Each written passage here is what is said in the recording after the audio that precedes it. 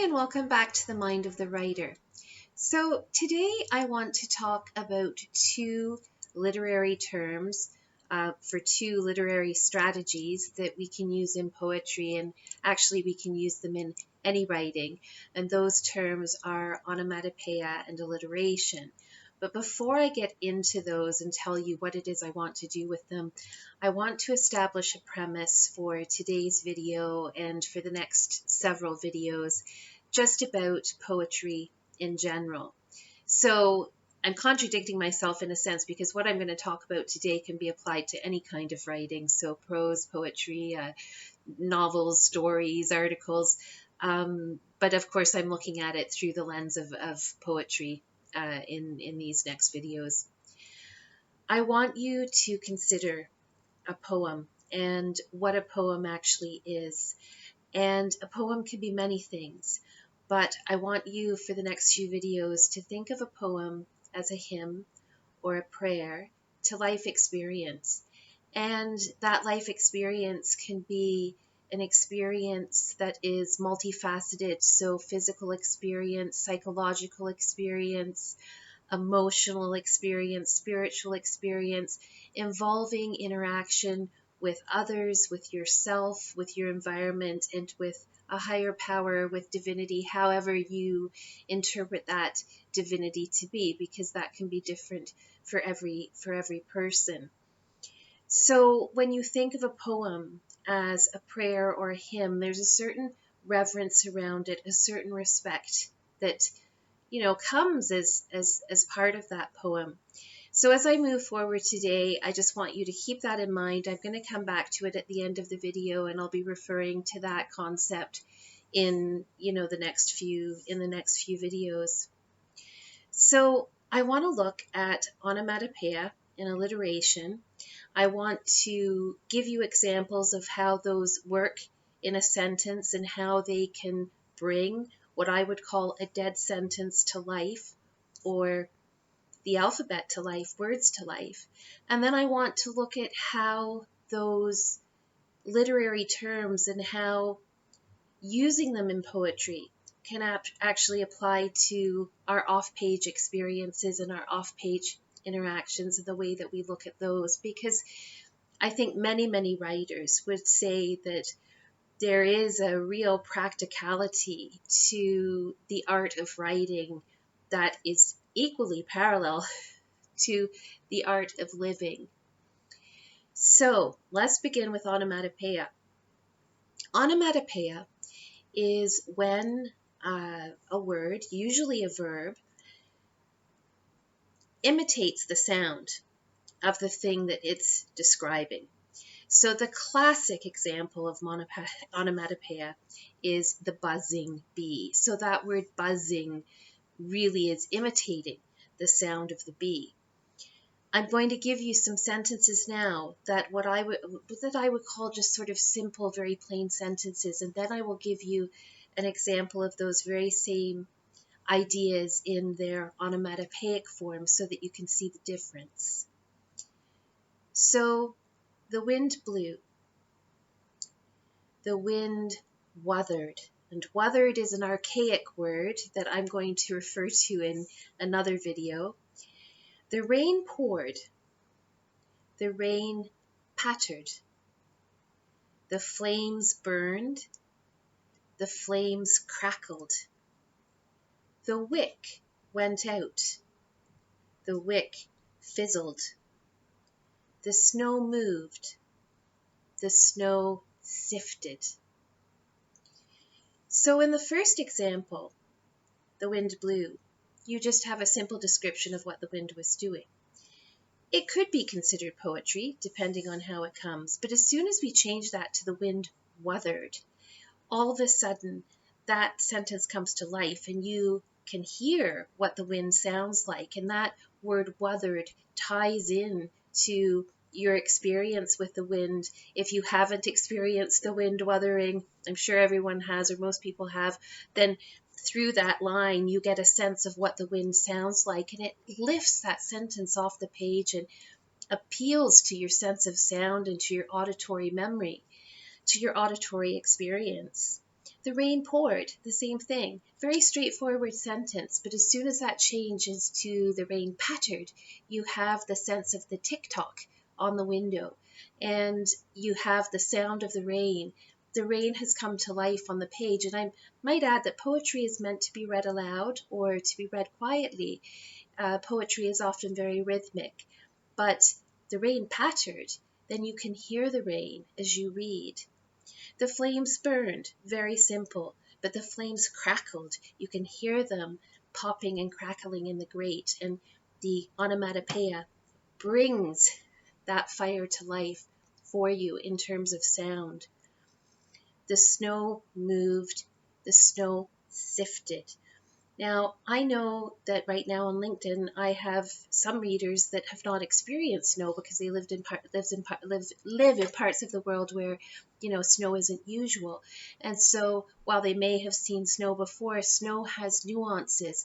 And when snow kind of zigzags moving forward over the pavement or over the road, it can make a sifting sound. There's a shh to it. And so by saying snow sifted, I'm letting a reader who hasn't experienced the nuances of snow know what snow sounds like. And for those people who have experienced the nuances of snow, then that snow all of a sudden has sound. It appeals to that auditory memory, auditory experience of the reader, and it just brings that sentence to life. The same with the wick went out. So the wick went out. I'm just telling you that the candles burned out. But as soon as I say the wick fizzled, you have the sound of the flame dying. And again, how do you bring a dead sentence to life on the page? How do you make that sentence dance to the senses of the reader? An onomatopoeia is a key way of doing that. So I consider onomatopoeia to be very sound-oriented, and it's appealing to the reader's sense of sound. Alliteration, however, for me, is more a movement technique, a way of moving a sentence, of bringing it to life in a more kinetic way. So alliteration is when you have a lot of the same sounds strung together. So a tongue twister, and I'm very bad at these tongue twisters, but she sells seashells on the seashore. That would be an example of, a classic example of alliteration. So I've written a couple here, just to give you an example of alliteration at work. So you could say, the wind came through. Very simple sentence, the wind is whipping up and it's coming through. But, and I have to refer to my notes here, the wild wind whipped and wrangled. Then all of a sudden those W sounds give that wind some aggression, give the wind some violence. And then, so the lilies bent, very simple, the wind came through and the lilies bent. But if I say, the lilting lilies leaned low, you have a movement of leaning, of submission. There's a real feeling of resignation and submission as soon as I bring in the alliteration. And so the wild wind whipped and wrangled, the lilting lilies leaned low. You have the coming together of the aggression of the wind, the movement of that aggression, the whipping and the wrangling. And then in relation to that, you have the reactionary movement of the lilies lilting and leaning low, which again really emphasizes the movement of submission. There is a resignation and a fear to that, where if I just say, well, the lilies bent, that feeling doesn't come across. So these two devices, onomatopoeia and alliteration, are two of many literary devices, but they're really, really powerful ones in giving words sound, or bringing the sound of those words into making them sort of palpitate for the reader, and also for emphasizing and accentuating movement. and making those sentences and those phrases move. So I want to finish off this video with, well, how does that help us in real life? I mean, what good is this, if we can make words move on the poetry? Well, my argument would be that this process works two ways, and I did allude to this in some of my previous videos. But you can poeticize multi-sensory experience the same way that you can bring poetry to life on the page. Again, this is a dual thing. It's a two-way street. So if you're practicing in your writing, bringing those sentences to life, the more you do that, when you're out in the world, when you're off page, when you're having these experiences and you're interacting with your environment, you will start to appreciate and value the natural onomatopoeia and the natural alliteration that is just innate in the sounds of nature.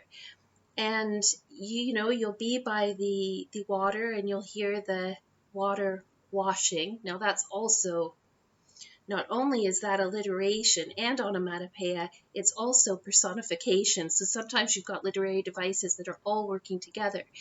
But you will, feel the water washing, you'll feel the bees buzzing, you hear the bees buzzing. And what that does is it gives you a real appreciation for the poetry that exists innately in life experience. And then from that, a reverence begins to develop around what we might consider to be the ordinary and the mundane.